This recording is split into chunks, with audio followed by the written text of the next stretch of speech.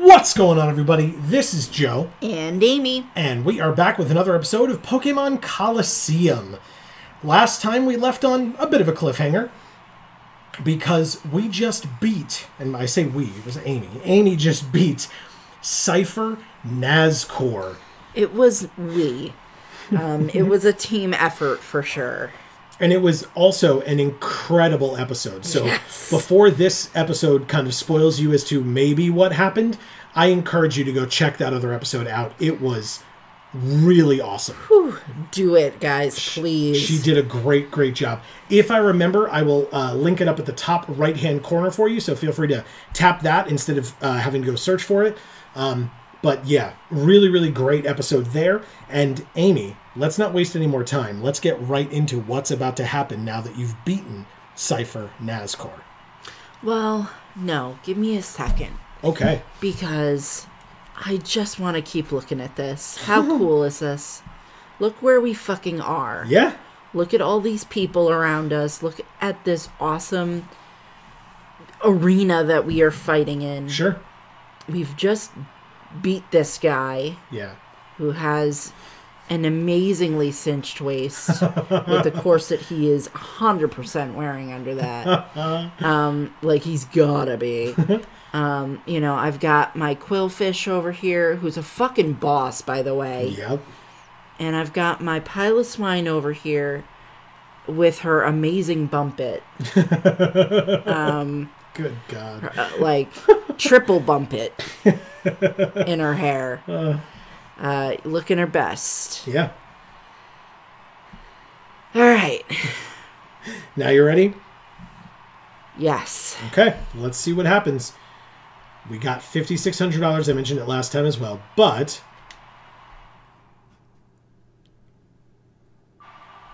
Gah, it's not over, Gruul. Come on, we shall battle. Enough. Don't embarrass yourself, Nazcore. Sir, I beg your pardon. What's going on? Nazcore's apologizing? Isn't he supposed to be the boss? But he's not the boss. So who's the boss, Amy? Tony Danza. It's not Tony Danza. It might be Tony Danza. We don't know. He is out of frame.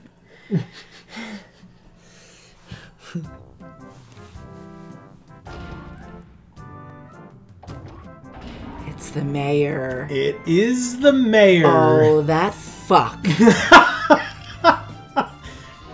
Cade.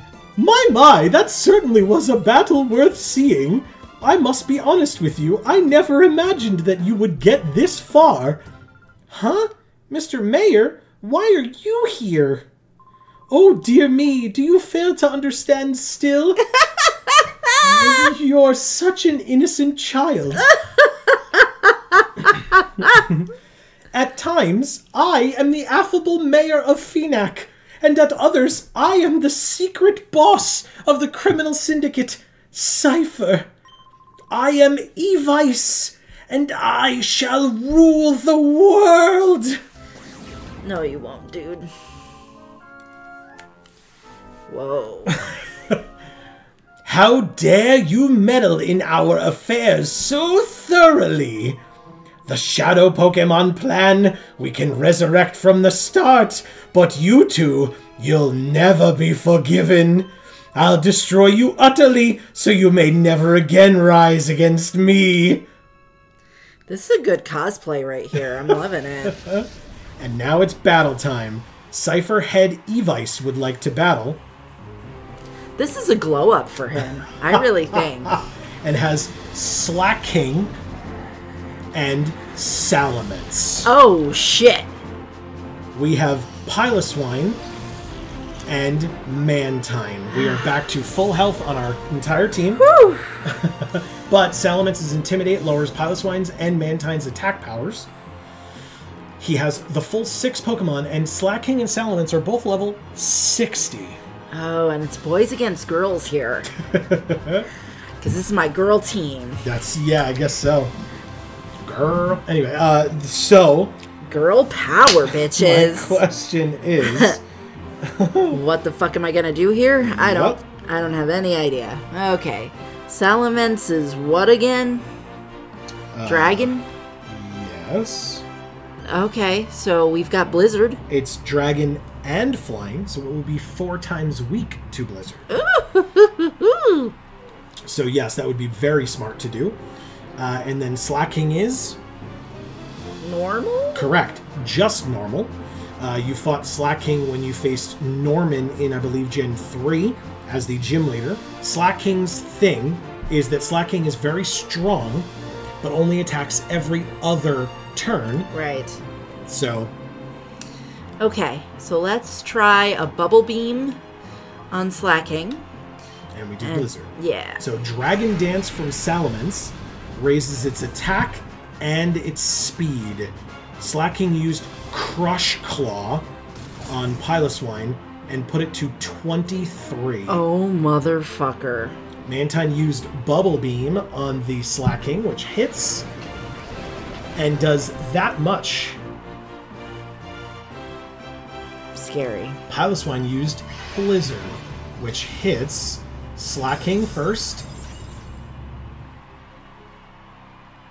and Salamence. Super effective, brings it below half. Okay. We're gonna use Blizzard again, and we're gonna use Mantine's turn to heal Piloswine. With a hyper? Yes. You got it. Piloswine takes a hyper and regains 146 HP. Yes. Okay. Salamence used Double Edge on Piloswine, bringing you to 2. Oh my god. Holy shit. Salamence is hit with recoil. Slaking is loafing around, right? That's what it does on its other turns. Slaking avoided the blizzard. Why? But Salamence didn't, and Salamence is dead. Okay. Jesus Christ. Okay. Piloswine gained 1,401, as does Mantine. Whew. His next Pokemon is Machamp, level Okay. 61. Which is only fighting. Correct. Alright. So, I would like to use Piloswine's turn to heal Piloswine. Okay. And I would like to use Mantine's turn to use a flying type attack against Machamp. Okay. Slaking used Crush Claw again on Piloswine, who lives it at 37. Mantine goes next with a wing attack on Machamp, super effective and does that much. Oof. Machamp used Cross Chop, No. which is a very strong fighting type attack, and kills Piloswine. Okay. It's super effective, but I mean, it didn't have to be. Piloswine was pretty low. Alright. Well, we already fought the Pokemon that really needed the ice. Yeah. So, Yeah. okay. Right? Wing attack didn't actually do that much against the Machamp, so we're gonna bring Espeon in to do some real damage to Beautiful. Machamp. Beautiful. In comes Espeon. We know that Slaking will be loafing around next turn. Okay. So what are we going to do? We're gonna use Psychic on the Machamp, and we're gonna use Bubble Beam on the Slaking. I love it. Here's the Psychic. Super effective. Finishes off the level 61 Machamp. Oh, fuck. I didn't even realize it was level 61. Yep. Mantine gains 1,260. Espeon gains 1,260. And he sends in Scizor. Oh my gosh. Slaking is loafing around. Mantine used Bubble Beam on said Slaking, who goes down to the yellow. Wow. Okay. Okay. What the fuck? Scizor is bug? And No idea. so it evolved. Sorry. It evolves from Scyther when given a metal coat. Oh. So it's a steel type as well. Correct, which means it is 4 times weak. To fire. Correct. Okay. So we're going to want to bring Furret in here. Makes sense to me. But for who? Because I don't know how well Psychic would do against Slaking, but I feel like pretty good. Yeah, I mean, it'll be neutral, but you've seen Espeon is damn strong. Yeah, so I think Mantine. Okay, so we'll use a Psychic on Slaking then. Yeah. Got it. Alright, so Furret comes in to replace Mantine. So that happens first. Mantine coming out.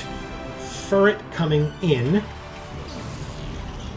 Espeon using Psychic first before either of the other two.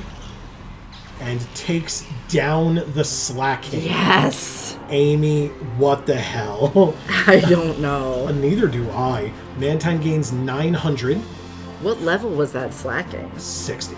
Wow. His first two were 60, and Machamp was 61. I don't even remember what Scizor is, but Furret gains 900, and Espeon 900. And now he has Slowking as well. Oh. Scizor is level 60 and uses the Bug-type Silver Wind. Super effective, kills Espeon in 1. Shit. Wow. That's bad. Slowking is what 2 types? Water? Yes. And Psychic? Yeah, absolutely right. Okay.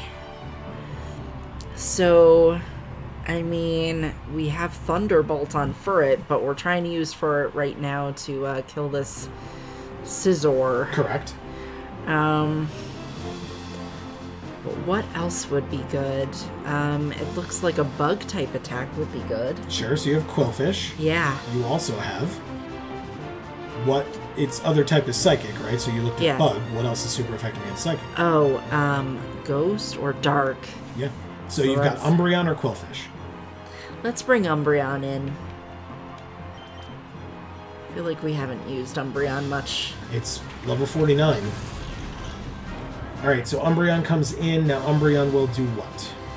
We'll bite the Slowking. Okay. And we will Flamethrower the Scizor. Flamethrower goes first.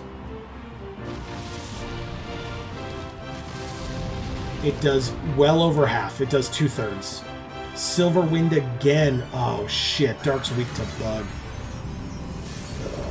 Oh, thank God it lived. He lived it. Umbreon's tanky, we know this. Bite hits. Super effective. Doesn't do a ton. Psychic, which we know is hitting Furret. And Furret lives it. Okay. And its special defense goes down. Let's do it again. Okay. Alright, Flamethrower hits, which means Scizor is dead. Super effective. Very nice. Scizor faints. Bye, Scizor. You're fucking cool. Amazing. 856 for Mantine, 856 for Furret, 856 for Umbreon. Tyranitar is a shadow Pokemon. Okay. And immediately whips up a sandstorm with its Sandstream ability. Umbreon bites Slowking, super effective, down to the yellow. Slowking uses Psychic on Furret, which will kill Furret. Okay. You have Quillfish and Mantine remaining. Alright, now I have Tyranitar as an opponent here. Yes. Which is Dragon type? No, it is is what type? It is Dark Rock. Oh. I would not have guessed that. Okay. Okay. Which means water will do well. Correct. Okay. And you do have 2 water types remaining as your 2 choices, you know, one of your 2 choices here, but Ground would have also done well. Bug also does well. you've got that too. Yeah, Quillfish is both. Yes, so here's your issue, right? So Quillfish, as a poison water, will be weak to any psychic type attacks that Slowking has. And Mantine, as a flying water, will be weak to any rock type attacks that Tyranitar has. Notably as well, I believe that Tyranitar was only level 55, whereas all of his other Pokemon have been level 60 plus. So just be aware of that too. Okay, so maybe we put Mantine in first, and then when Umbreon inevitably dies, we put in Quillfish. Okay. I don't hate that. And then we heal them as much as we can. Okay. Just to get through this fight. So in comes Mantine. The Sandstorm rages and hurts Umbreon. And Mantine. And Slowking. By the way, if you are unaware, these are his final 2 Pokemon. Okay. I don't know how you've done it, and I'm very impressed.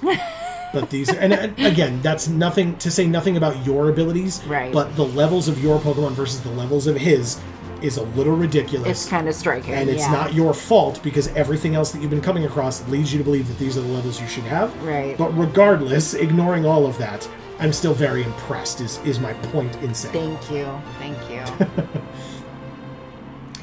So we'll bite the Slowking. And we will Bubble Beam the Tyranitar. Okay. Tyranitar used... Thunder. 4 times weak as Mantine. Mantine is definitely dead. Fuck. Definitely dead. Which means in comes Quillfish.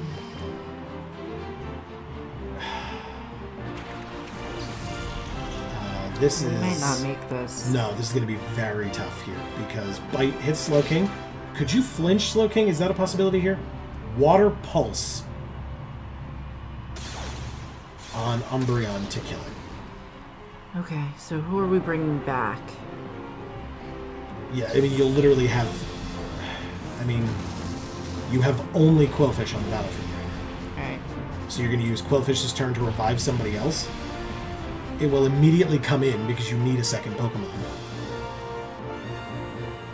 And then Quillfish is going to take, presumably, a Thunder from Tyranitar. And presumably a Psychic-type attack from Slowking.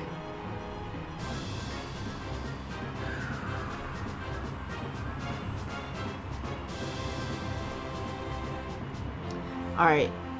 Maybe the strategy here then is which Pokemon, if we brought it back in, will not be weak to any of this shit. So Tyranitar has Thunder. And what else has it used? Nothing. It just, the Sandstorm is up. Okay. And Psychic type attacks and Water from the Slowking. Correct. Alright, so what's going to be more or less impervious to that shit? My opinion? Umbreon?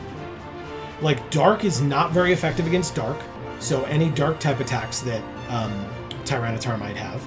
Thunder, I mean, Umbreon has a high special defense, it would be neutral. Psychic has no effect at all. Water, again, is a special attack, which will be neutral.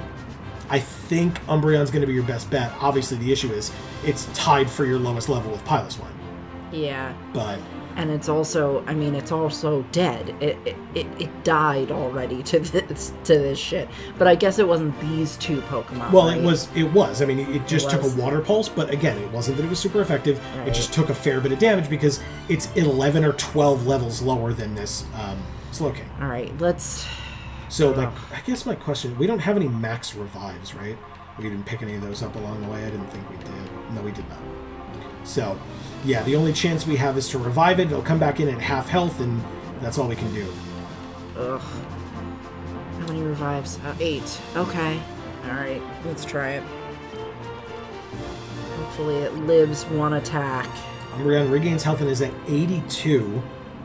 That's decent. But immediately comes in, as we said. Right. I don't know how this works in terms of targets. Like, Thunder misses Quillfish, but Psychic hits and almost certainly kills. Yeah, so Quillfish is now dead. Okay. So now, again, you have 1 Pokemon left who's at half health. Okay. Sandstorm rages, hits Umbreon, and hits Slowking. Alright. Slowking will die to 1 or 2 more hits with Sandstorm, but you know, you're in dire straits here.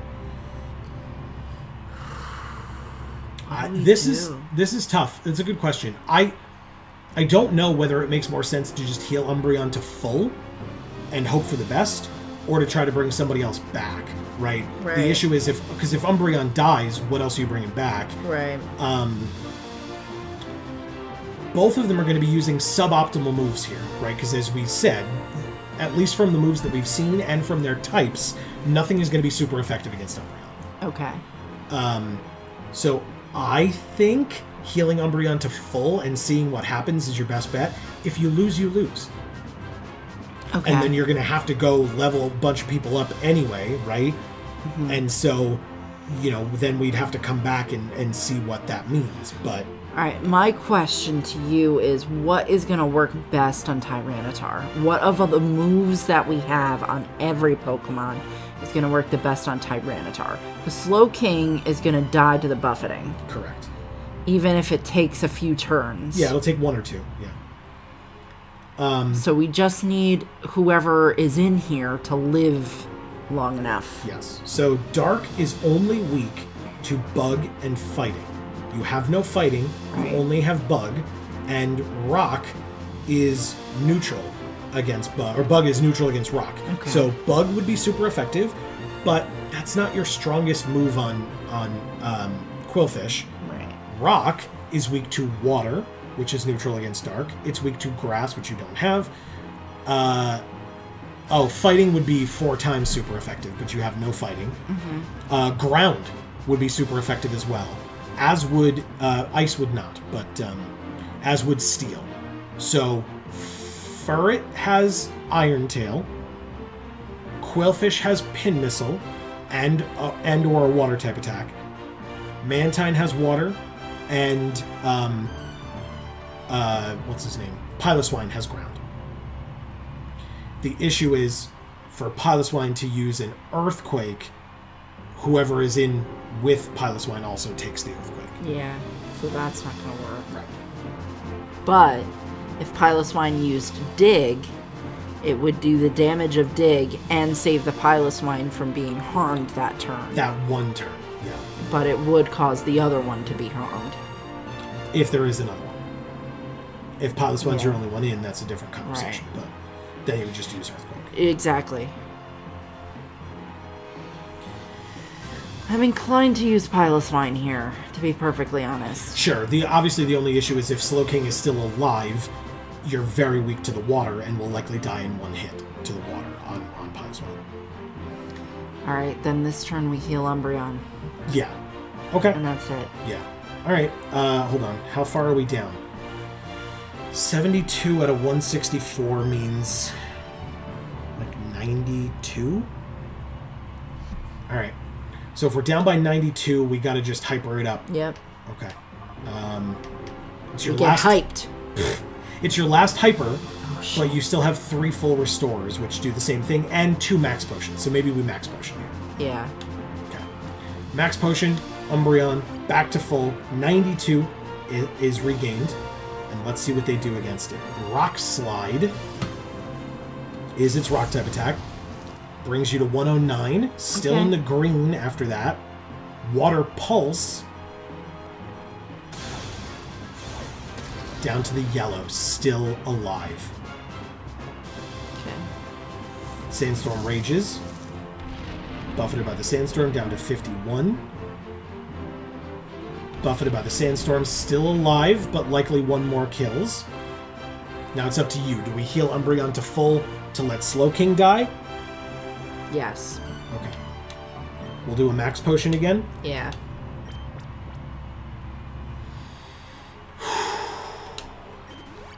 That's 113 HP is gained. An X attack on Tyranitar. So Tyranitar doesn't even attack. Uses an X attack on both. You have a full health Umbreon minus a little bit from the Sandstorm here. That's incredible. And Slowking dies. Yes. Oh my god, what a throw. 2,143 experience for Umbreon. Okay. Bringing in Piloswine. Yeah. Revive that puppy. Revive Piloswine. And Piloswine comes in. Do I have to... What? Yes, I send it out. It's the only other option. Alright, whatever. Anyway, Piloswine comes in. Very weird. Tyranitar used Shadow Rush. Because it's a Shadow Pokemon. How does it hit Piloswine? Uh-oh. Piloswine's dead again. Okay. Oh, I get it. So because Umbreon switched into the first slot last time from Quillfish, Quillfish was in the second slot, so it went second. Okay. So it meant that because Umbreon is in the first slot, it heals Piloswine, and then you use like Piloswine's turn to bring in Piloswine, which means that Tyranitar gets to choose to attack Piloswine. Oh. Interesting. Very weird and dumb. Okay. Let's just hit it. So... Can we do anything to this? I mean, Bite. Dark is not very effective against Dark, and Normal is not very effective against Rock. You can poison it with Toxic, which you know exponentially increases over time. Yeah, let's do that. Rock Slide. Okay. Down by 100 points. Toxic. Hits. Come on, do something. I mean, we know it poisons it. That's not a question. It hit, so it will do that. Tyranitar is badly poisoned. And so now we'll take poison damage at the end of the turn, as we take sandstorm damage at the end of the turn. Alright. We have two choices. Bring back Piloswine to possibly just die again, or heal up Umbreon. Yeah, I think we just leave Umbreon in here and it's a waiting game. Okay. And we pray that we have enough items to get through it. Okay, so based on where we're at 54, so we're down by 110. We have 3 full restores and a hyper potion. Do we have regular potions? Not regular potions. Max potions are gone. We used our last one. So to bring Umbreon to full right now, we have 1 hyper and 3 fulls. That's it. We have soda pops that do 60, fresh waters that do 50. Yeah, that's what I was thinking. Fresh water does 50. Fresh water does 50. 2 of those. And, well, yeah, but that's 2 turns. Right? Shit. You have to do 1 thing per turn. No. And we have supers as well that do That's 50. what I was thinking of. Yeah, Super potions. Yeah. So right now we need to bring it to full and see what happens. Yeah. So we need our last hyper. We still have 3 full restores. Okay. So we're going to do our best here. Umbreon regained health by 110, as we know. Rock Slide again misses. That's the shit I'm talking about. That's fantastic. Okay. Hurt by the poison. It's getting lower. So now we can try to revive someone if we want, realizing that Tyranitar can choose to attack them, like it did with Piloswine. Yeah. In your opinion, is Piloswine not the choice then? That's tough. So if we... Hold on. Before I do this and click on something and do the wrong thing. Let's look at our Pokemon, and let's look at our defenses. Okay. Because Tyranitar has an X attack, which raises its attack power, right? Rock Slide is a physical move. Mm-hmm. But it also has Thunder, which is a special attack. Sure. So if we did it with Mantine, it would, and or Quillfish, it would just use Thunder. Right. So 129 defense on Umbreon is why we've been taking these attacks so well. Right. 82 on Piloswine should be a good thing. 70 and 85 special defense. Okay. So like that should be your best bet. It's just that it died in 1 last time. Right. So 98 defense on Mantine, but like you said, that Thunder, and especially if Mantine's at half health, 75 defense, 78 special defense on Furret. Not great. 106 defense, but 72 special defense on Quillfish. No. 74 defense and 113 special defense on Espeon. And that's it. So it's between Piloswine and Espeon, I would think. Or Furret, because it's a normal type. Sure. Pokemon. Yeah. So even though its defenses are low, yeah. nothing is special effective against it. Sure. Unlike Mantine, who is 4 times weak to the Thunder attack. Yes, correct.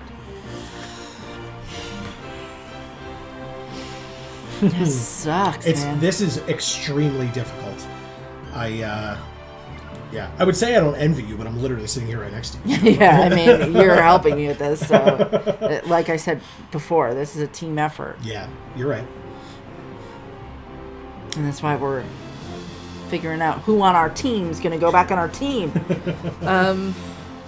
It's so tough. It's really tough. Like, I want it to be Piloswine, but I don't see it right now, unfortunately. Okay.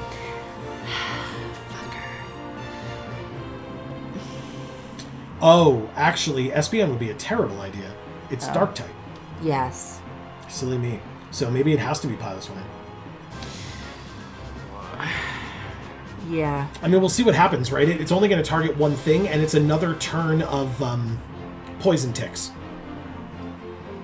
Yeah. Right? So if it targets Piloswine and kills Piloswine, it did nothing to Umbreon and takes more poison damage because it's increasing every turn the amount of poison that it takes. Yeah. So I think that helps regardless. And then if Piloswine lives, that's even better.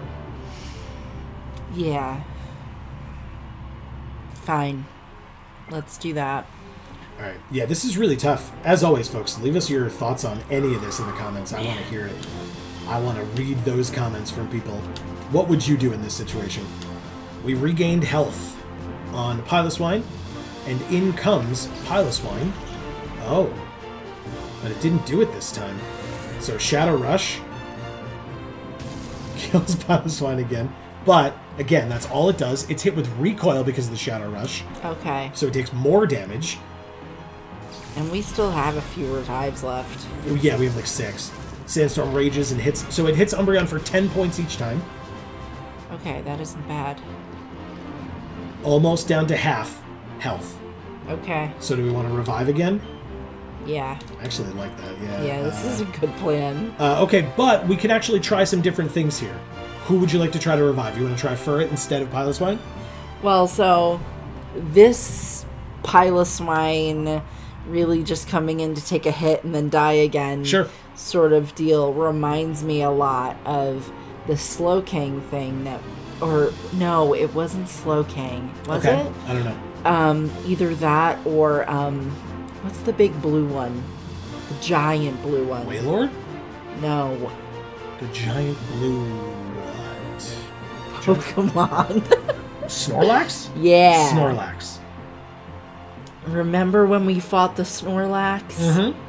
It was either the Slowking or the Snorlax. No, I think you're right. It was Snorlax when you faced Red in Pokemon Silver. Where it's really just like... It's a battle of attrition. Yeah. Yeah. You're using your items versus its HP. Right. and it's just who can outlast that. Correct. Okay. Okay. Furret. Yeah. Its attacks are Thunder, Bolt, which will be what against Tyranitar? Against Dark and Rock, Electric is straight neutral. Okay. Flamethrower. Will be not very effective. Okay. And Strength. Strength is a normal type attack. It will be not very effective. Okay. And what's the last one? Iron Tail, which will be super effective. Okay. Yeah, let's bring Furret in for the sake of seeing if we can get anything off. Sure. Attack-wise. Yeah. And if it doesn't work, it doesn't work. But we tried. Furret is at half health and gets switched in, as we saw. All right. Furret's in at 80 health. Shadow Rush from Tyranitar again on Furret.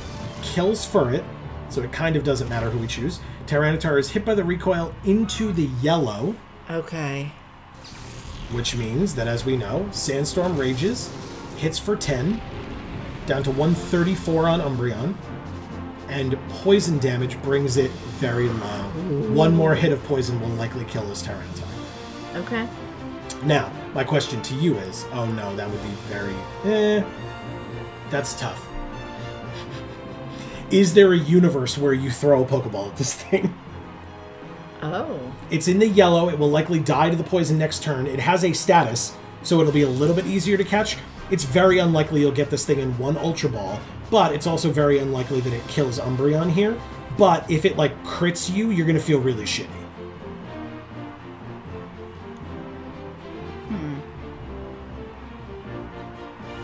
Maybe in one turn we try. I don't think you have a turn. I think it's dead to poison. Because poison increases exponentially, and I think I forgot. And I think the amount of health that it has left is how much it just lost last turn, which means it will lose more this turn. Okay. So yeah, let's try to catch it. We've got some balls. Yeah, we got some balls, all right. Let's. Actually, my question to you is then: do you want to use an Ultra Ball or a Timer Ball? Oh. You've been in a number of turns. Yeah, let's use the Timer Balls up. Well, again, you get one shot at this. Well. Okay, let's use the Timer Ball. Come on, baby. Here is your Snag Timer Ball. Maybe it'll favor us because we decided to use this fancy ball that it gave us that we don't care about normally. One. Please. It's Okay. Just live this Rock Slide, and you win. No crit, down to 48. Sandstorm down to 38.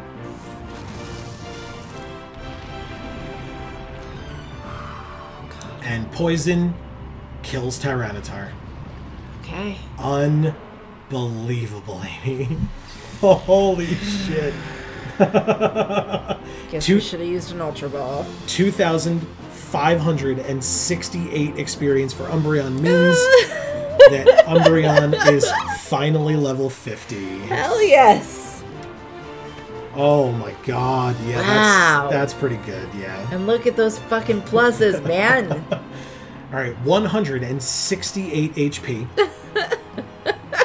83 attack, 132 defense, 80 special attack, 134 special defense, and 83 speed. I just love it. You should. That's wonderful. And Umbreon, for all the lovers of Umbreon out there, Umbreon is your final Pokemon standing. Yeah. And I could have foretold that in the beginning. Sure. Or I guess throughout this game, Umbreon has been a staple. I mean, it's been here since the beginning. Yeah. It's been our tank for a while. Yeah. I refused to level it because its stats were so fucking good. And it's now finally level 50, like the rest of my Pokemon. Yeah. You know, and I think it's the last man standing, and it earned that spot. Yeah, I agree. I think Piloswine's technically still 49, but otherwise, yeah. Yeah. All right. Well, and some of the other Pokemon are 51 now. Yeah. But what I'm saying is now it's a little bit more equal. I agree. So, Amy, you've defeated Cypher Head Evice. No! Even my ultimate Pokemon! $6,100 for winning.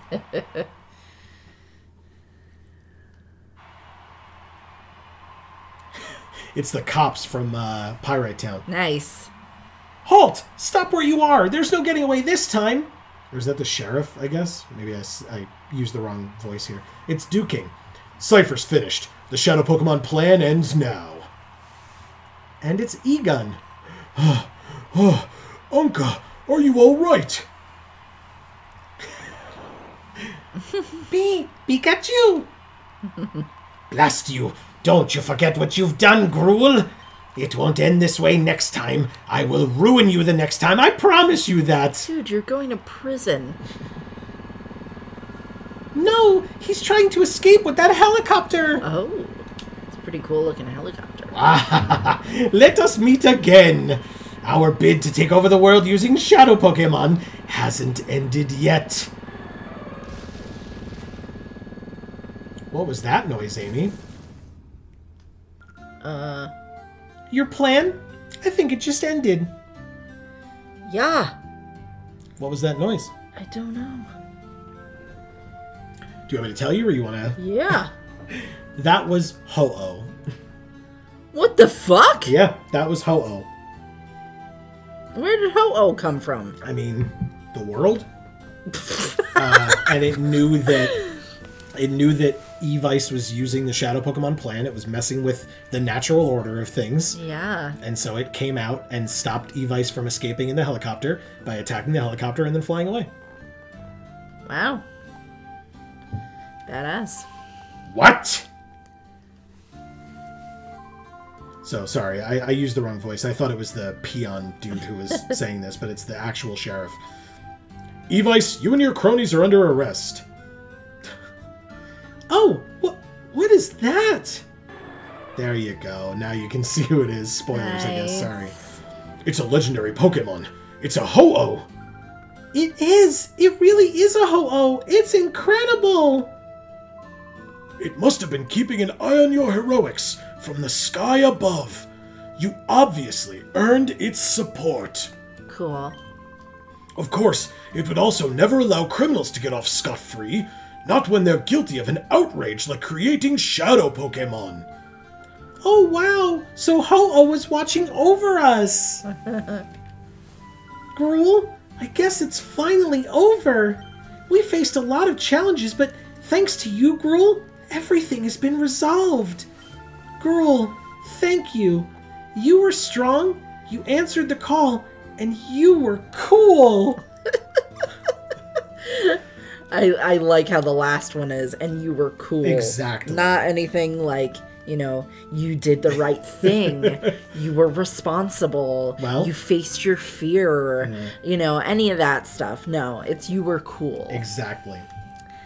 And also, Anka helped quite a bit too. She did, yeah. She saw the shadow Pokemon that we never would have known which Pokemon were the shadow Pokemon.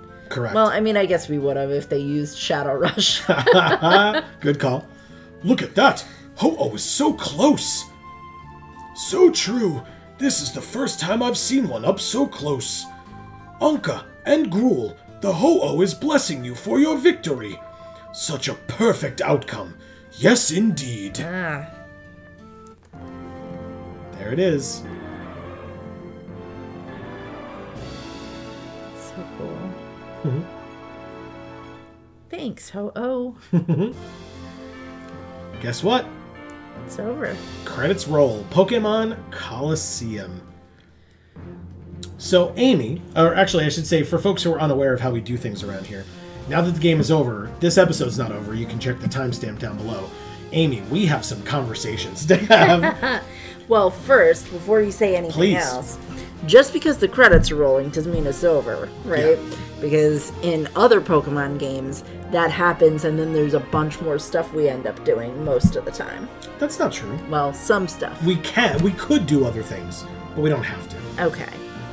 I just wanted to ask if it actually is over. Yes, yeah. That's Okay. the end of this story. I mean, obviously, you just in the last episode, not this one, caught a bunch of shadow Pokemon. Right. So, like, technically, you could go back in. You still have 10 more fights in Mount Battle as well. So, like, you could go back in, do those last 10 Mount Battle fights. You could keep putting in your shadow Pokemon to get their gauges down, to purify them. But in terms of the main game, that is the end. There's the other stuff would be like just for fun for you, basically, as opposed to you actually like getting anything more story-wise out of it. Well, for me, as someone who loves Celebi, Yeah. do you think it would be okay Sure. for us to go back in and use one of the flutes. Yeah, I mean, we have 2. You could use both if you want. Yeah, I would love to do that. Yeah, that sounds fantastic. Why not? I mean, we still have to talk, so let's talk while the credits are rolling here and the Pokemon are kind of showing themselves here at the end. Yeah. Yeah, I mean, Amy, for folks who are unaware, Amy, you have played through the first 4 generations of Pokemon fully and are working your way currently through Gen 5. What I will ask you is, based on your first 4 generations that you've fully completed, how does this game stack up compared to those? Like, is it somewhere in the middle compared to those? Did you like it a lot more? Did you dislike it a lot more? Or... You know, it's funny. When it started, I think I disliked it a lot more. Mm-hmm. Because I was sitting there going, like, I have to use these shadow Pokemon. I have to do double battles. I have to not have any moves other than Shadow Rush. Yes. You know, I have to not be able to use type matchings. Mm-hmm. You know, it just, I'm stuck with it. But once I did it long enough to kind of figure out how to just let that be how it was, mm-hmm.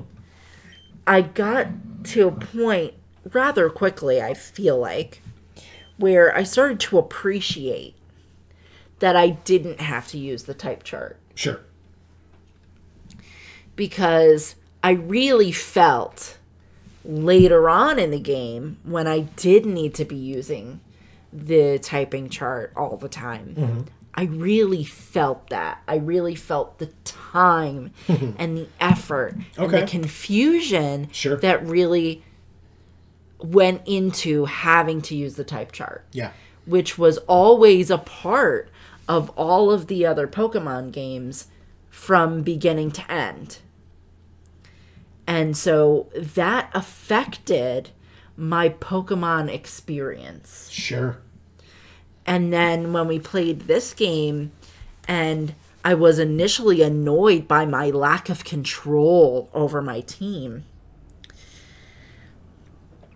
once I kind of let go of that and realized I didn't really need to have that control over my team, I really started to appreciate not having to have that added element of using the typing chart, because it saves so much time and effort. And, oh, I read it backwards, so I said the wrong thing, or, you know, all those things that are so ever present in all the other Pokemon games that we've played. Yeah. I was unencumbered by that for a majority of this game. Okay. But then, when it started being pertinent again, I was like, okay, now I can use this. Now I can have control over my team. And by that point, I wanted to. Because at that point, I was like, okay, I know who's on my team. I have them on my team. I know what I want to do with them. And so I wanted to have that control back. Sure. And so I felt like that sort of evolution of control was taken away from me. Yeah. And I felt the need to have that control still.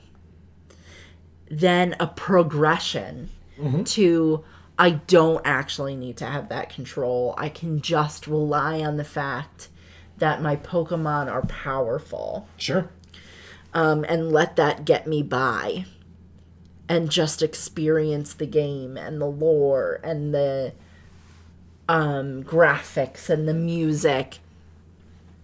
And appreciate those fully without, again, that encumbrance of the typing chart.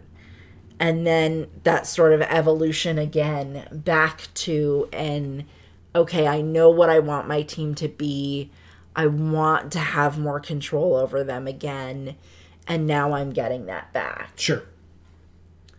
And then there were a couple of moments where I really felt the pain. Yeah. Of the amount of reliance I then need to have on this chart. Yeah. And then in these more final battles, when I was so overpowered Yeah. to some of these peons and whatnot. Yeah, right before you got to like Nazcor and Evice here or whatever. It was an evolution again where Yeah. I was sitting there going, okay, that encumbrance is now a lot more gone. And I get to just enjoy the game again. Sure. And then in these final battles, Yep. again, a reliance on the chart, but because of the number of evolutions that it took to get to that point and how it all happened with the same Pokemon and blah, blah, blah. Sure. I was able to utilize that chart in a way that I feel like I've never really been able to do before. Wow. Okay. So, honestly, when I think about how much I liked the game in the moment, periods throughout, Sure. I wasn't sitting there saying, oh my god, this is absolutely the best Pokemon game I've ever played. Sure. But in hindsight, I can say that. Okay. Wow. That's really impressive. It'll be interesting to see by the end of Gen 5, which is going on right now on the channel. So that's why I asked you to give your opinion having nothing to do with Gen 5 yet. It'll be interesting to see at the end of Gen 5 if you still feel like Gen 5 was kind of standard fare along with Gens 1 through 4, or or how it stacks up with this game in addition to the prior generations. You know, see if they've given enough kind of quality of life improvements or improvements in general that you still feel like this is your favorite. I typically ask you these questions when we play these games regardless, but I think you know, because it's kind of been on our set behind where we stream for a while. If and when you have the opportunity to play the sequel to this game, it will not be next week, folks. It will not be next week. But if and when you have the opportunity to play the sequel to this game, would you want to do so? Absolutely. Okay. I assume so. I mean, you literally just said it was your favorite. Like, it's a bit of a pandery question, but we do own the sequel. It is called Pokemon XD Gale of Darkness. Whoa. So we do own that game, so you will be able to play that game at some point in the future. Folks, if you out there want to see that game sooner rather than later, no matter what, it will still not be next week. But you can leave that for us in the comments so that we know and we can kind of mentally push that up our list a bit to make sure that it is sooner rather than later, like I said. I will say, Please. before you continue, Yeah. the other aspects of this game that were strikingly different, I got to see the Pokemon move. Yeah. What a difference that makes to my interpretation of what these Pokemon look like and how they act and who they are as characters, if you think about it that way, in terms of a story. Yeah. I mean, they're all supporting characters, really, unless they're on my team. Yeah. But they are... I get to see that they are a character, that they have character, that they have personality. Right. And I learn that about them. And you know, I get to see Curlia dance. Yes. You know, I get to see Vileplume. Its little eyes go to little X's and then it just deflates, you know, and breathes out, and it's sad to basically watch it breathe its last breath out underneath a petal that then just collapses down and its life is gone. Yeah. It adds so much. Yeah. And the three-dimensionality of this. Yes.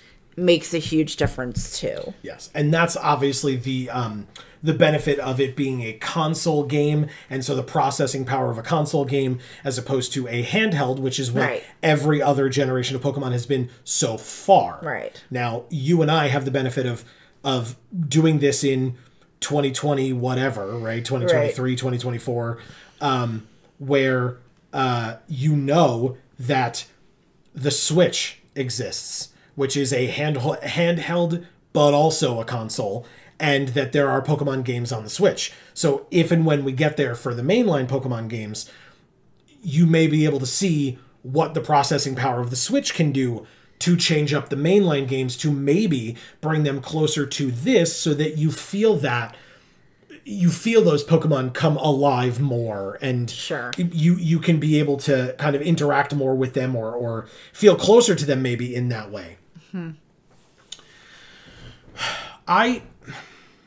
I think this game was interesting. I mean, first of all, I love this game. I genuinely hope I said that when we started it. I love this game, and I love Gale of Darkness as well.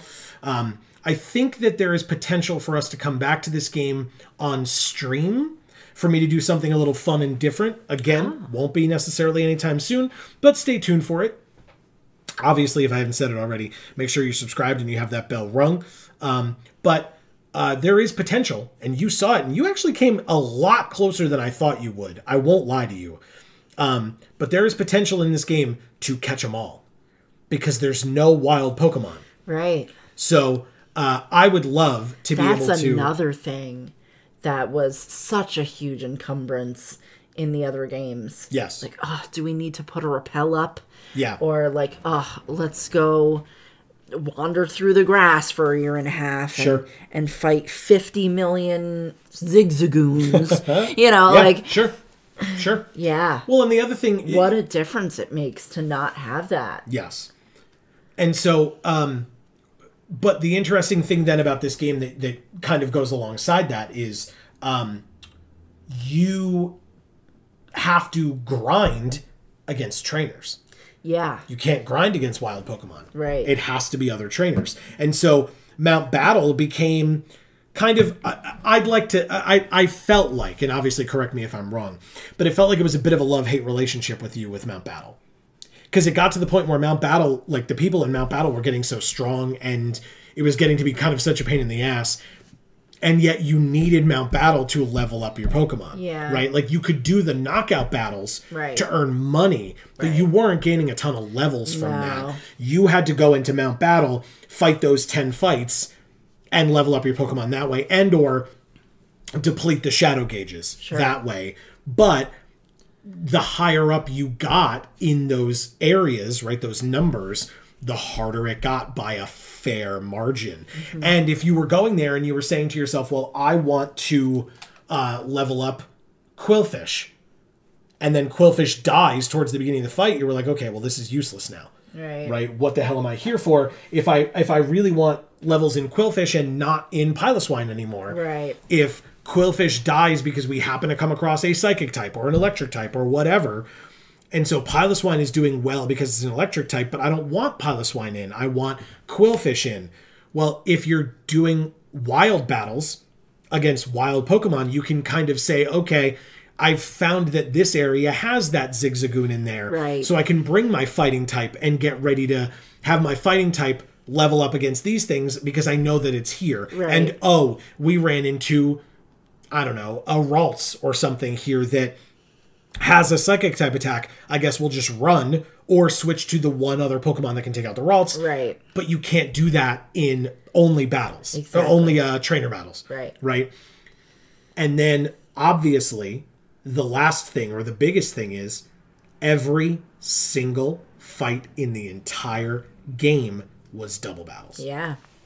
Which meant that a move like Helping Hand, which in prior generations, like, was a joke. If a Pokemon wanted to learn Helping Hand, you were like, get the hell out of here. No. Why would I ever learn Helping Hand? And yet, while you obviously didn't keep it on your team, earlier on, it was used. You used that move a couple of times on Espeon, I believe. Yeah. Because it's actually relevant in a double battle situation. Right. The strategy that you had to implement with Piloswine and Mantine Where, okay, I have a flying type, so I can use the Earthquake that's going to hit all 3 of the other Pokemon on the field. Right. Both opposing and my partner. And then there was even, I believe, one time where you used Earthquake on Piloswine, and then Mantine died before the Earthquake went off, which meant you had to put somebody in to strategically, you knew it was going to take an Earthquake. Right. So it was probably Umbreon, right, to be able to take that hit. Right. Because it was the only thing that could. And then if I recall correctly, right, this was many episodes ago now, but we edited through it, I believe Umbreon got crit by that Earthquake. So it's like even shittier that like your Pokemon got critted by your own Pokemon's move. Right. But it was literally what you had to do. It's the different type of strategy. Yeah. Well, I mean, think about that fight that we did against what's his face, and he had Entei, and his own Pokemon killed Entei. Dakin. When I wanted to catch Entei because it was a shadow Pokemon. Yeah, it was either a Geodude or a Graveler that either exploded or used Earthquake. I think it was Explosion. And it killed, or no, it was Earthquake. It killed Entei. Which was his other Pokemon. Yep. Yeah. So, yeah, again, all those things happen and a level in this 40 game. because it's fucking Entei. Yeah. So, like, it was a high level, and it just died. Yeah. And that's so interesting to me, too. There was never a moment where, like, you really had a chance at any of those 3 legendaries. I know. Like, you did, but, like, I'm not trying to take anything away from you and your abilities, right? I'm just saying the way that worked out. Because every other fight, I feel like, I mean, there were some where you were like, screw it, I'm not even trying, with like some of the, crappier ones along the way, like Murkrow, etc. Right, but the legendaries, though. Those 3 were really rough for you. Tyranitar, you actually had a chance here at the end. Right. Metagross, obviously you used the Master Ball. Right. And it's super funny. I knew that Cade was coming out and becoming Evice. I knew that. Right. Which is why I ended last episode when I ended it, because I didn't want to go right into this after the hour-long episode that we had last time. Of course. So I knew that was coming, but in the spot that you were in against Nazcor, you needed that Master Ball in that moment, because otherwise I think you would have been in more dire straits against Nazcor than you were here at the end against Evice. Absolutely. Yeah. So that Master Ball saved your ass. Yeah. But it meant that you didn't have it for the Tyranitar. Right. Now, my personal opinion, I think Metagross is better than Tyranitar, but you all leave that in the comments. And I don't mean level-wise, etc. I just mean if those 2 Pokemon were the same level, I believe, my opinion, Metagross is a better Pokemon. So I don't understand why Tyranitar was later, but maybe they figure based on the other Pokemon that they gave you in the game and that you would have had access to, that maybe Metagross would have been easier to deal with. Yeah, I mean, we really didn't have anything to use against Tyranitar that was going to be that amazing, right? Yeah, it was like Ice, Water, Bug were like your 3 that you were like really leaning into, but obviously all those Pokemon were dead already, plus like Mantine, well, plus the water would have been great because of the rock typing, but it had thunder. Right. So, the thing that would have helped would have been Quagsire. Which because it has the ground catch. type. No, you have it. Oh. It took you a long time, so it's not a high enough level, and you didn't want to put it on your team, which I don't blame you for. I'm just saying, like, again, hindsight being what it is, right? There's no way that you would have known that going in, so there's no way you would have put that on your team, but technically, in this case, Quagsire would have been the best case for Tyranitar. Right. But that's probably just to kill it, not to catch it or whatever. Well, and so to go back to the thing we were just talking about. Yeah. Those legendaries, man, like we were under-leveled to fight them the first time. So we had to only hit them with really good moves. Yes. That would kill them. Yeah. Or we were over-leveled against them, so we had to hit them with really bad moves and still killed them. Yeah, you're absolutely right. So because you critted and stuff like that, and like they just went down. So we didn't encounter them in that middle time where we would have been adequately leveled, right? Like on par to actually fight them and catch them. Sure. Which is very interesting. Yeah. Very interesting in this game. Yeah. So, and I wonder if there would have been or could have been a way where our experience could have been different. Or if say we played this game again, if we could try to cater it where we would actually come across those Pokemon while we're in that middle section of leveling. Oh, I mean, I guess. But if we did, sure, how drastically would that have affected the end result here? If we were a high enough level when we encountered the legendaries the first time, then we could have caught them and had them on our team, and we would have been so over-leveled when we got to this final area that it wouldn't have even been impactful or interesting for the viewers or challenging for me. Right. Well, and that's why I said, speaking of a challenge, right, this was your first time playing through this game, so you didn't know what to expect. You didn't know anything going into this at all about what the game was like or what it was going to lead to. I loved your thought on the fact that you were going to be attempting to return these Pokemon to their rightful owners. I thought that was really cool. And it's so funny because to me, I was like, what are you talking about? Like, because I knew the game well enough, I was like, what do you mean return them to their rightful owners? But of course. And honestly, that's the only reason why I cared in the beginning. Sure. Because if you know me and you know what I like a good story. Yeah. And so for me, this game was better than any of the other Pokemon games because what the villains were doing actually mattered to me. Sure. And it mattered to me because I had the ability to catch these shadow Pokemon and I thought return them to their original owners, because if the criminals had them, it's probably quite likely they were stolen. Sure. Right? Stolen and then bastardized into corrupted. Yeah. And so it became my mission to be able to do this good thing that in the other Pokemon games that we've played, I never cared about doing the good thing, doing the right thing that we were forced to do to propel the game forward.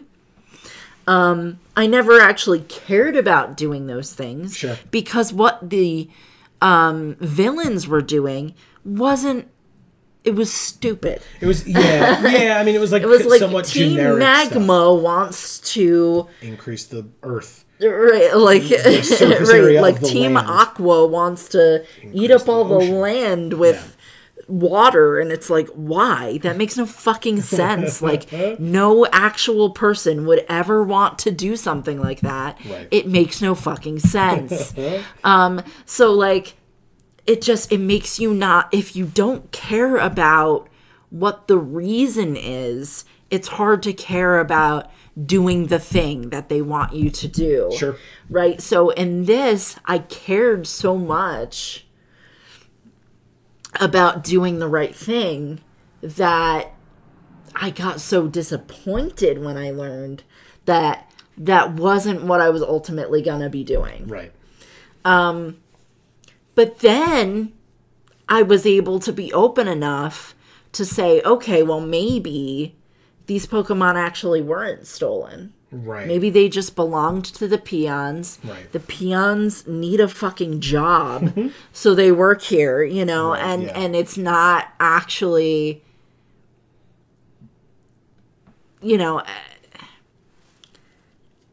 again, it had so many evolutions to it. And I keep using the word evolution, which is ironic because it's fucking Pokemon, right? Yeah. But like, this is a game that had evolutions, and that's so cool for a Pokemon game.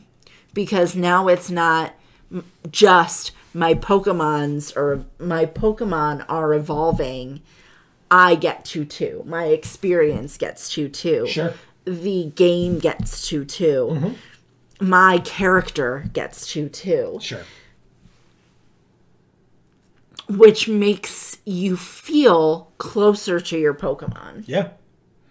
I also, oh man, I only just, literally only just realized, and maybe folks have been saying it along the way in the comments. We haven't, there are still many more episodes to come out at the time that we're filming this, but I just realized every Pokemon that you ultimately pick to put on your quote-unquote final team were Pokemon that were able to stand on their own. Either they were fully evolved or they don't have an evolution.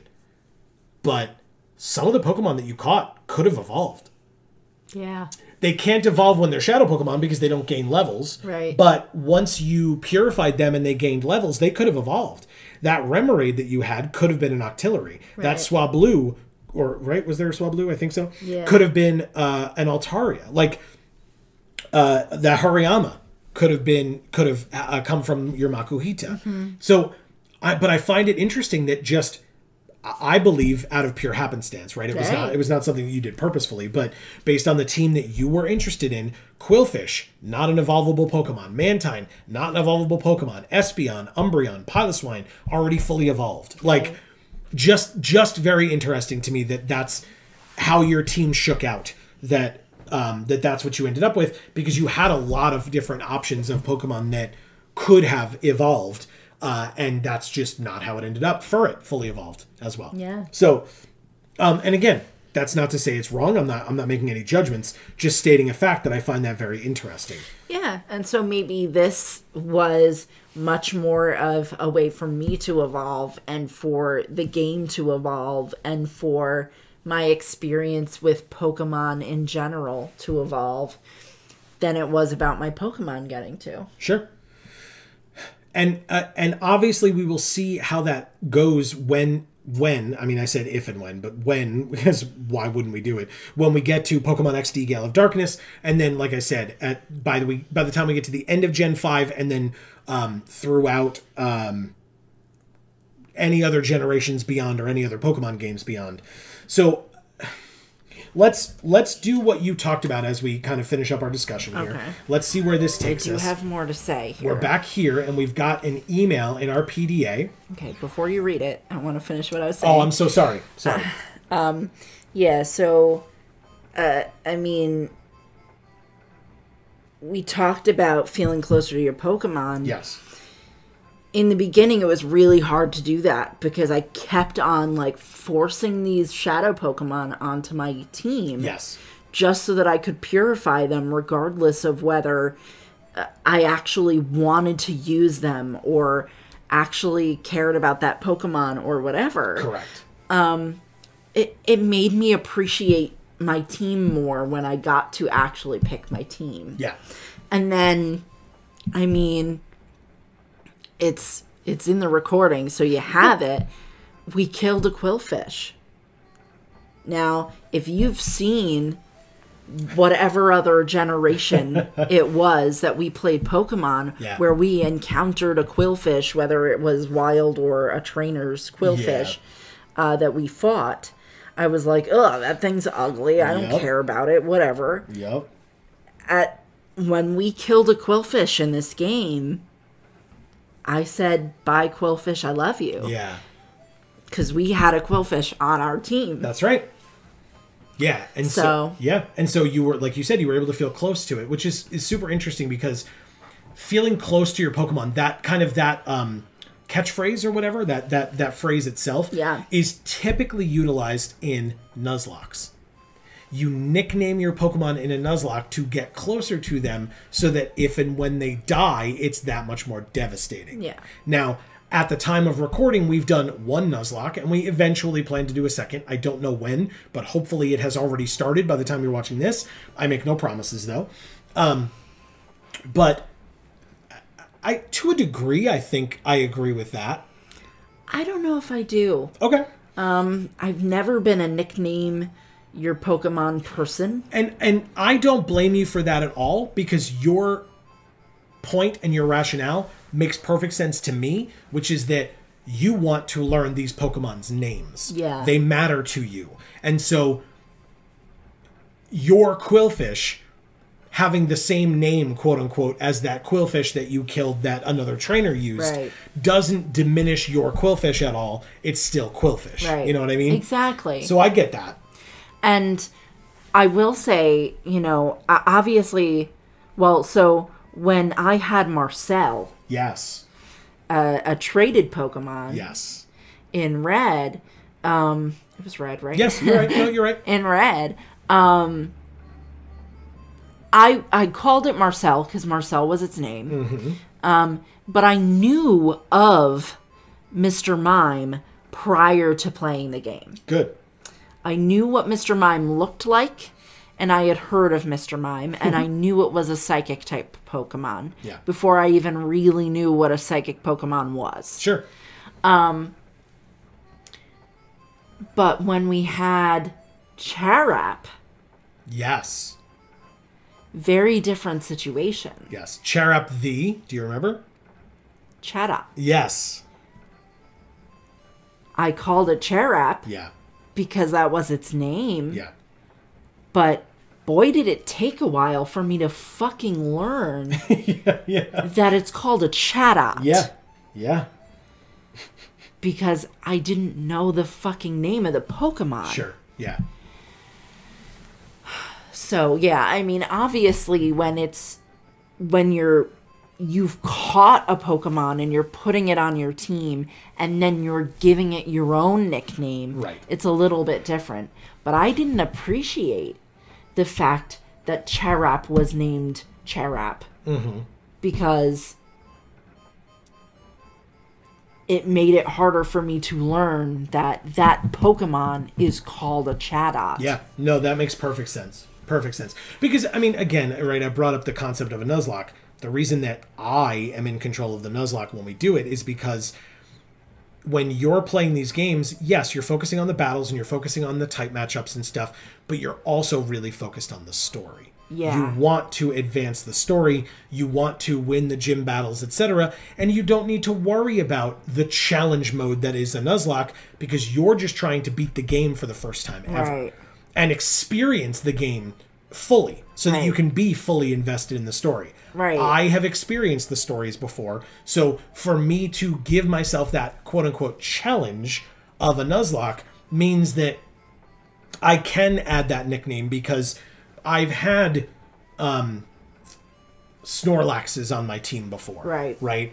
But that Snorlax was my only Gluttony. You know what I mean? Sure. So I've never had Gluttony on my team before. I've only had Snorlax. Right, sure. So. Yeah, but I also appreciate not having to learn the controls on the, the controller. Yeah. Like, it really, really helps that I'm not sitting there going, oh, well, I have to press this button now and do this thing, and, well, now I have to move this way, and, like, not having that added element for any of the games that we play on Video Games for All. Yeah.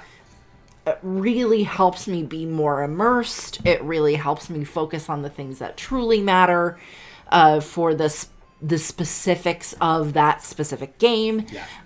It really helps me to just not, again, have another encumbrance of here's this thing that's kind of pulling me out. Here's this thing that's kind of limiting my ability to a degree. Yeah. Because, oh, I made a mistake. I pushed the wrong button or whatever. And now, something happened. And not for nothing, I've done that before in this game. Where it's like, oh, crap, I pushed the wrong button. I used this move instead.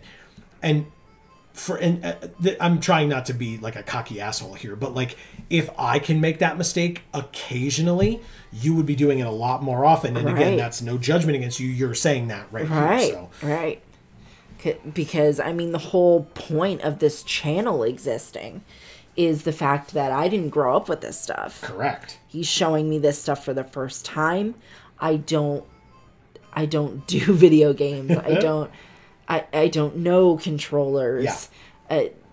And different consoles have different ones. Yes. A lot of these games are games that we're playing on the computer. Yeah. So, like, all the other Pokemon games, despite being handheld games, we're playing with emulators on a PC. Right. So, like, that would make it even more different. You know, like, And those things just don't need to exist because it's a more pure experience for me, and therefore the reactions can be more pure. Yes. Because you're not staring down at the controller to try to figure out what button to push next. You're looking at the screen. Right. And what's happening on the screen. Doing the things. And then, you know, that translates so much to being a good, viewable video for you guys. And it just, yeah. I just want to stress, like, how much I believe that makes a difference towards that. Sure, yeah. Yeah, I don't know. I really enjoyed this experience. I'm super glad you did as well. Again, this is a game that I really enjoy. I mean, obviously I enjoy the Pokemon franchise in general, but like that this was so different and that this was such a deviation from the prior Pokemon games that, but you still were able to experience it fully and differently, and then even to end it the way that you did by saying that it's one of your favorites, if not your favorite. Oh, absolutely. By far. Okay. And you bring up that it's more user-friendly, despite the fact that you think in the beginning that it's not gonna be. Sure. Because you're like, again, you're forced to put these Pokemon on your team and get down their shadow gauges. You don't have control over what moves your Pokemon have. Right. You're sitting there going, oh, okay, this is nothing like the other Pokemon games, so I don't know what to expect.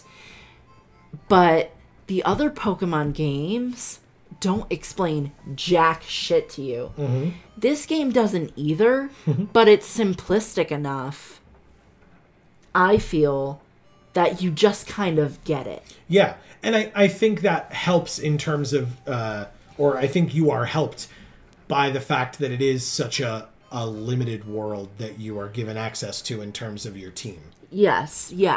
So, which sucks a bit, but helps as well. Right. So, like, because it's like that sort of age-old thought of having so many options makes it harder for you to decide anything. For sure. And so, like, so there's that aspect of it, and then there's also the aspect of this being such a sort of linear story and a good story in its being linear. Sure. Makes it easy to just cling to that and not need to veer off into all these other extra shit. Sure. Right? And so many other video games that we've played have done that. Mm-hmm. Okay, what are these other side quests we have to do? Oh, great, now we have to stop and check the internet to tell us what to do next. Yeah. Because we don't know what the fuck to do next. Yeah. This game never gave us that problem. That's technically not entirely true. I did have to check that one time when we finished fighting Dakim, the guy with the Entei, because we ended up needing to go to the under or whatever. Like, there were a couple of times where we weren't I wasn't exactly sure where to go next. Okay. But they pretty regularly held your hand of like, yeah, of like, well, we're gonna go to our hideout and you're never gonna find it. But like, then Real Gam Tower appears as not the construction lot anymore. This is our super hidden hideout. Yeah, which it really wasn't. It's on your map now. It's on your map now, and apparently full of an entire stadium full of people at the top. Yeah, and the guy was like, oh, there's like a 1,000 people were here for our opening. Well, he was joking. And then he was like, well, I was just kidding. Nobody was here. You're the first person who's come here. And then there's a fucking whole audience in an amphitheater up on the highest level. Yeah. Like, it's just, that part was dumb. But, whatever. So, do we want to finish up this game? Yeah, I was hoping we'd see a Kyogre. Oh. Because we're wearing a Kyogre jacket. Sure. Well, interestingly, I don't know that you've ever seen a Cresselia. Cresselia is a legendary, and we haven't seen it in the anime yet either, or in the movies or whatever. Lady Venus was dressed like a legendary Pokemon named Cresselia. Oh. And for like a second there, I thought that she would have it, but she didn't. Yeah. But yeah. Interesting. So no Kyogre, no Cresselia, but if you notice, this was a lot of Gen 2 in Gen 3, right? Like the 3 legendary dogs, Entei, Suicune, Raikou, are Gen 2. Metagross is Gen 3. Tyranitar is Gen 2. I could be wrong on that. People can correct me in the comments if they would like. But there was a lot of Gen 2 in this Gen 3. Yeah. So us wearing the outfit to allude to Gen 3 in Kyogre and Cresselia makes a bit of sense if they were leaning into Gen 2 a little bit too hard, you know, that kind of thing. Okay. So. Yeah, it was cool. I still don't understand what this white line is across our face. I don't. Me neither. I wish they explained that. He looks cool. That's what it is. Oh, that's what Anka was talking about at the end. Yes.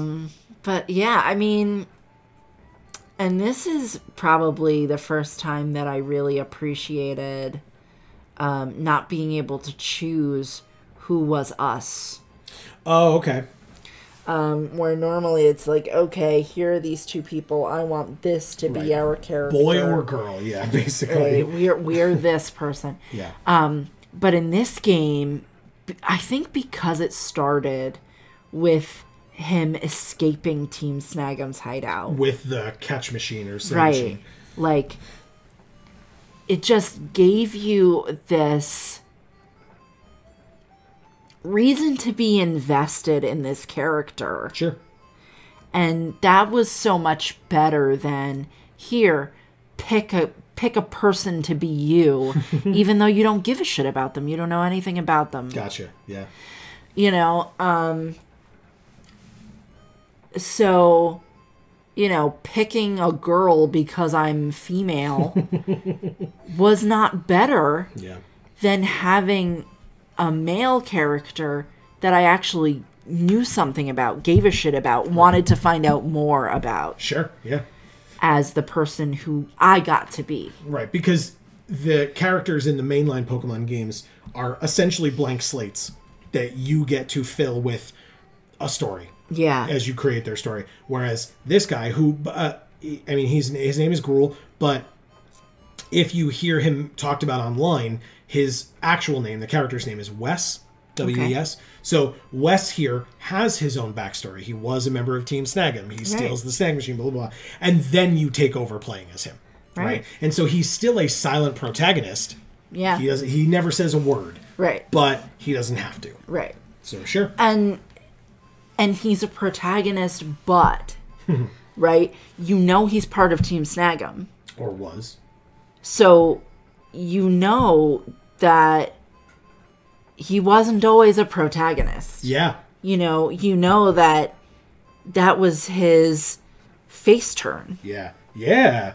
Yeah, he's that cool anti-hero that, you know, the tweener that everybody loves. These are all wrestling terms, everybody. So you come in right at the face turn. Yeah. You get to see his moment where he goes from being the bad guy to being somebody who's going to decide now to do the right thing. And you get to be him as he goes through and rights the wrongs of the criminal organization that he was part of. That's right. And then in the end, he has a legendary Pokemon choosing to help him. Yeah. And take down the actual big ultimate criminal organization. That's right. That he probably didn't even know anywhere near the scope of what it was when he had that face turn, right? Yeah. Yeah, because who knows what his motivation behind stealing the Snag Machine was. Right. It's not like he knew about Shadow Pokemon yet. He didn't know about that until after he found Anka and saved her. Oh. See, I'm here thinking he stole it because he saw what was happening. He saw, like, he knew, because he was part of Team Snag'em, that they were stealing Pokemon. And rather than continue to do that, he stole the snag machine from Team Snag'em so that they couldn't continue to do that. Oh, okay. And then he started stealing the Pokemon back that he encountered were having been stolen. But then he would have had to know that the Pokemon that were snagged were in fact becoming shadow Pokemon. Right, which he presumably didn't because of the big reveal at the end by Gonzap there, the leader of Snag'em, who like says it as if it's a big reveal, which would mean that not only do you and I as the players not know it, but Gruul likely didn't either. Right. And so I don't know. That's an interesting question, and folks can absolutely let us know their thoughts down in the comments below. I'm not sure if Gruul stole the snag machine maybe just to steal Pokemon for himself and go into business for himself, you know? Sure. And continue to be a bad guy, but on his own, not under the thumb of the organization of Team Snag. Yeah. I'm not sure. And he never got that chance because once he got Anka and she kind of helped him to do the right thing. Right. You know? Convince him to, whatever word you want to use there, but... Yeah. And so, I mean, the thing is, I didn't love Anka being in this game too much because I felt like a lot of the time she was more or less useless. But when you think about it that way, there's an importance to that character. Yeah. You know, in a story like that, where you come in to the story in progress. And the person who you're supposed to identify with and who's supposed to be the protagonist is a criminal. And the character in the story that helps them come to the conclusion that being a responsible, helpful person is what they need to do. Right. Is just as important of a character as the main character. Sure, yeah. In a story like that. Yeah. So, to think of it that way is really cool. I thought, because I didn't have enough context to be able to say, oh, he actually doesn't know about the shadow Pokemon, so therefore that must mean that he stole the snag machine just so he could steal more Pokemon just for himself. Sure. I wasn't really thinking of it like that. Like, I kind of was, but kind of wasn't. Mm-hmm. So, because I was just staying pretty open-minded, because, again, that's something that you're allowed and able to do when you come into the story in the middle of the story like that. Yeah. When you're just thrown into a story already in progress, you're allowed to sit there with an open enough mind to wait until you're told what's actually happening. Sure. So yeah, I mean, I think if I had thought of it more that way, I would have appreciated Anka as a character a hell of a lot more. Interesting. A hell of a lot more. Sure. Really interesting. Because, like I said, in any story where the protagonist is, you know, starts off as essentially an antagonist, Yes. even if it's not the antagonist of this story. Correct, yeah. The antagonist of a story that you weren't there for. Yeah. The character that allows the main character to have its character arc of, you know, its redemption arc, basically, is just as important as the character who goes through that process. So, yeah, I think if I had been thinking of it more in that frame of mind, I absolutely would have had a lot more appreciation for Anka and her character. And, Interesting. And the way that she communicated with Gruul and the other characters in the game. Yeah. Because a lot of times I was like, she's just an idiot. Or she's very naive. Sure.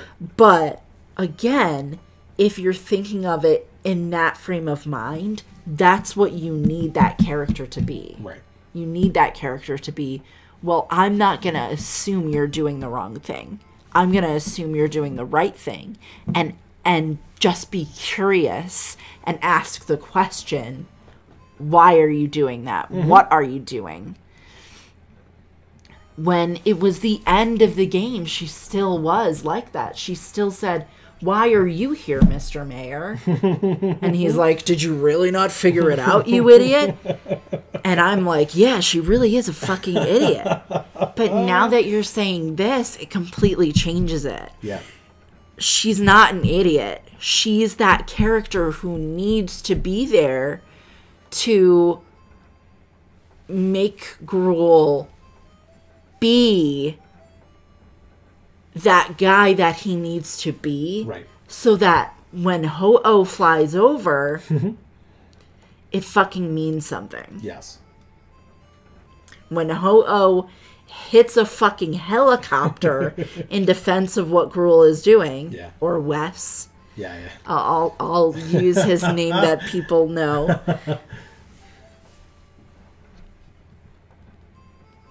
Ho-Oh wouldn't show up if it wasn't for Anka. Sure. In that situation. Right. The amount of importance that she has in order for that to have occurred is a lot. Sure. If that's the way we're looking at this story, and I truly think that you're right, based on that information that you told me that I should have noticed and didn't, it's completely different. Okay, interesting. That Ho-Oh would not have helped if Anka wasn't there. Sure. And Gruul probably, or Wes probably, would not have done everything that he did and would not be the person that he is. Yeah. Yeah. I like to do this sometimes with Pokemon games. Of your team, your ultimate team there at the end. Yeah. Did you have a favorite and or an MVP? No. Okay. Interesting. Different moments had different MVPs. Yeah, I'll agree with that. Piloswine. Piloswine was MVP for a little while there in the mid. Yeah. Yeah. Tanker had some really great moves that were very powerful. But again, the great thing about this game was it allowed for teamwork. It allowed for diversity in a way that the other Pokemon games really just didn't quite lend themselves to enough. Yeah. Other games had an MVP because it was the MVP. Yeah. This game didn't need to have that. It needed to have every Pokemon has what is great about them. Yeah. And just, can you play to that enough or can you not? Okay. And then if you can't, it's not a problem with the Pokemon, it's a problem with you. So I wasn't good enough with my chart. I wasn't good enough with knowing how to switch out and back in and utilize, figure out, okay, the stats are such that I can't rely on Surf the way I used to rely on Surf. Oh, yeah. In other Pokemon games. Yup. That's a good point. And that really mattered in this game, too, because that was a move that hit both. Yep. And that mattered maybe a couple of times in older Pokemon games where it happened to be a double battle. Right, because it was so infrequent in the mainline games, yeah. But since every battle was a double battle in this game, moves like Blizzard or Earthquake or Surf were moves that I felt I should have been able to really rely on as being important moves in this game. And to be honest, they did not get used anywhere near as much as the other moves that only hit single Pokemon. Oh, yeah. And like I said, this really highlights my deficiencies in my ability or lack thereof to read my chart correctly. Or, you know, or I'm sitting there going, okay, well, this is an ice ground type, so I'm going to use this against it. And then you're like, okay, but realize that you're putting this Pokemon in. Yeah. And it's going to get hit by this other Pokemon that's out who's using this attack against it. Yeah. And it's just going to die.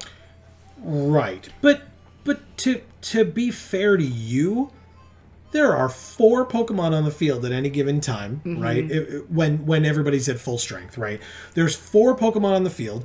They can have up to 2 types each, right? Which means you have to worry about which attacks your Pokemon has that will hit them super effectively, whether 4 times, 2 times, whether you're just trying to be neutral, whatever the case may be. Then you've got to also think about what 2 types they each are, possibly, and what your Pokemon are weak. That's so much. Like, again, I have played these games enough where that stuff crosses my mind, and I still mess it up occasionally. Yeah. Where I'll be like, oh shit, I forgot about whatever. Like, there are still those moments for me, and these games are tough with that, with the forced double battles. That's tough. So I think you did a pretty commendable job considering all of that. Yeah. No, I think I did too. And that's not what I'm saying when I'm saying it's highlighting my deficiencies or there's a problem with me. All I'm saying by saying that is that it means that there is no Pokemon that's worse and no Pokemon that's better. Okay. It's how am I able to utilize everyone's strengths accurately? Sure, yeah. Or adequately. Right. And then as long as you didn't put all of the same type on your team, you knew that you were going to be able to be successful as long as you utilized them to their greatest ability. Well, and I knew I couldn't. Yeah. Which is why I tried to rely on the vitamins and tried to rely so heavily on going back to Mount Battle. Yeah. Because I knew that those deficiencies for me existed. Right. I wasn't going to be as good at those things as I needed to be for my team. So I tried to compensate for that in certain ways. Sure. And did it help? Maybe a little, right? So the other thing that was clutch is your help. Particularly in those last 2 battles. Sure. And thank you, first of all. I appreciate that. I think that, you know, something that I learned as being our editor around here, where I'll go back through and watch older episodes, is my ideas in Pokemon Red of like wanting you to experience the game the same way that many of us who are watching, including myself, experienced the game for the first time back in the 90s when internet forums weren't really a thing, and like, you know, if you picked up a magazine that like gave you tips and tricks, like that might help, but otherwise you had to play through this game on your own, learning nothing along the way unless the game told you. You had to figure it out yourself. That works to a degree. But if you're sitting there saying, well, what type of Pokemon is this? I could sit there and say, I don't know. But like, then you're like, okay, well, I guess I'll try this. Oh, that didn't work. All right, now I'm dead. You know what I mean? Like, so I could do that, and you could fight the same trainer 5 times in a row until you find the super effective move. Or I could help you out and let you know, like, okay, no, that Cacturn is a grass or a grass dark, excuse me. See, I almost said it wrong. A grass dark. And so you can say, oh, great, let's use Poison Sting. It's like, okay, you could do that. It will be super effective. But you could do a 4 times super effective move in Pin Missile or whatever. Right. Like, and again, with anything that I'm ever saying to you, if you have turned around in the past and been like, I know, but I want to do this because XYZ. Right. So like, all I'm trying to do is not tell you what to do, right? There were times where that was the case, where it's like, look, you're probably going to want to do this here because otherwise you're going to die. And then we have to start all over. To catch Metagross with that fucking ball. Well, that again, that was a reminder to you. Did I Right. tell you to do that? No. But did I know that you knew that that was the best thing to do? Yes. You just need to be reminded that that existed. Right.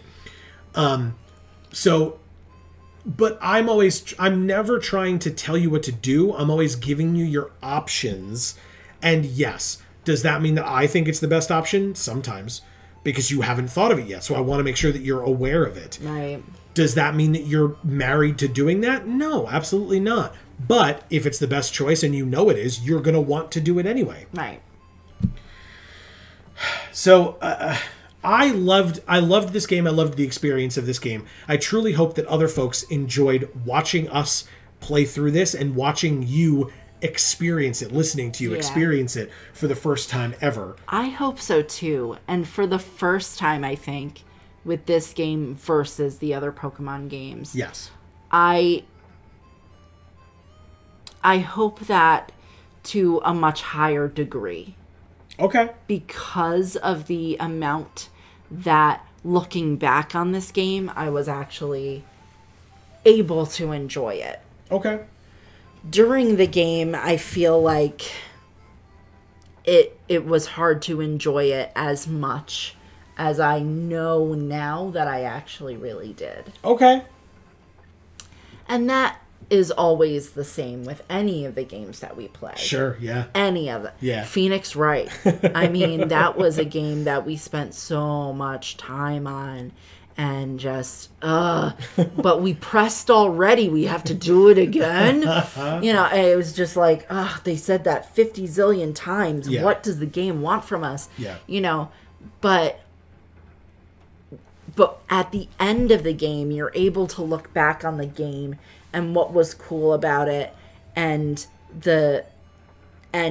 be able to look more fondly at the positive pieces of that experience. Yes.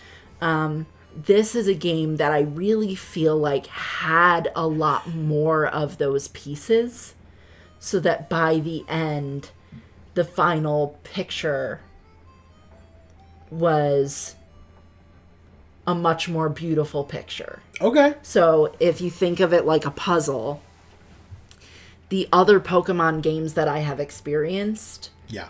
had a lot of ugly pieces. A lot of pretty pieces, too. But also a lot of ugly pieces. And in the end, it made a pretty picture. Yeah. But I feel like this was a much prettier picture now at the end because there were a lot less ugly pieces. Interesting. I like that analogy. Okay. Sure. I can see that.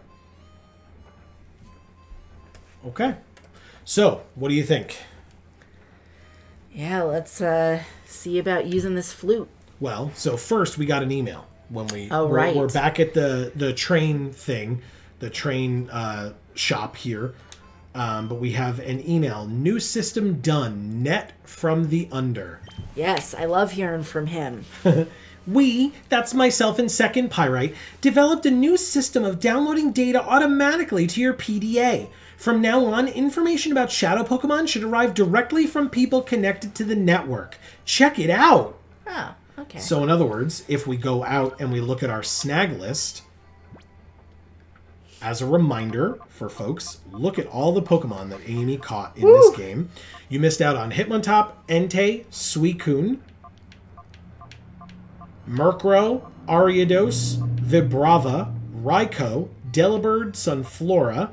You got Heracross. You were not able to get, because nobody would have, Quilava or Croconaw, or basically whichever the other two were. Right. But you got Metagross, Skarmory, Miltank. You did not get Absol. So mad about that one. You got Houndoom, Tropius. You did not get Tyranitar. Right. And that's it. That's, I mean, That's a pretty good record. I agree. I agree. I got a lot of them. I would sit here and count, but we're going to go to a PC, so you'll be able to see the numbers right there for yourself. I don't know how many total Shadow Pokemon there are, but still, I think you did an amazing job. And again, I would love to hear people's thoughts about that as well in the comments down below. All right, so I guess at this point we are, yeah, I mean, your team's all here. Gang's all here, as they say. We don't really need to do anything here. We can just go and try to use that. Oh, we got another email. Huh. Okay. This time from Sek in Pyrite Town. Huh. The subject is Shadow Pokemon. Big guy, there's trouble. The Kid Network got word that a suspicious-looking Pokemon was spotted in Pyrite. I'd like to give you the full story in person, so can you come visit me? Interesting. So with the time flute and everything, interesting. All right, well, I guess we get a bonus episode next week. Yeah. Wow. Okay. So we'll save and end the episode here, and then we'll come back next week for what may very well be a shorter one, but it will finish this game off. So, like I said, we still hopefully we'll get to see Celebi. Ooh, yeah. Well, if we're using the time flute, hopefully. That's the goal, right? So yeah, that is then, I guess, going to be the end of this particular episode, everybody. Yeah. Thank you all so very much for joining us. This was a hell of an episode. Yeah. A long one, but again, that's because the discussion that we had was the discussion that we had. I didn't know that it was going to go this far into doing something next. Otherwise, maybe we could have had that next week. But regardless, I'm glad that we were able to have it now with it, like the battles and stuff, the most fresh in our minds going forward. Sure. So thank you all for your patience in this being a little bit of a longer episode. Maybe you had to watch it in a couple of pieces. Whatever the case may be, we appreciate you spending your time with us whenever and however you choose to. Always. But as a reminder, again, please don't forget subscribing, ringing the bell. I mentioned it earlier. Super helpful to us, but also very helpful to you. You'll get notifications whenever any of our videos come out. Obviously, we have our mainline Pokemon series every Tuesday, where Amy is currently going through Gen 5. And obviously, we had this game here. If and when, as I said, we get to Pokemon XD Gale of Darkness, if you have that bell rung, you'll get that notification as soon as that first episode comes out, because it will not be next week and it will not be the week after. No. I'm being very clear on that. But at some point in the future, we will definitely get to it, because that's what we want. And we hope and imagine that that's what all of you want as well, especially if you've gotten to this point in this episode. Right. So thank you all so very much. As another final reminder, we have 2 other channels. Links down in the description box below for our Magic the Gathering channel, Geek for All. And Gluten Free for All. And you can head there and ring the bells and subscribe there also. And then thank you in advance for liking and sharing. Yes. It goes a very long way, and we really, really appreciate it. And I really hope that this episode was as fun for you guys and as interesting for you guys as it was for me.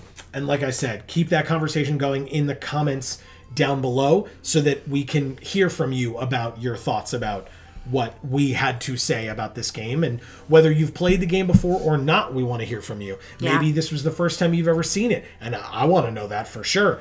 But if not, let us know what your experience was with this game as well. Or maybe, like he said, maybe your experience was so different from mine that it almost seemed like you haven't seen it before because it was so drastically different when you got to that point.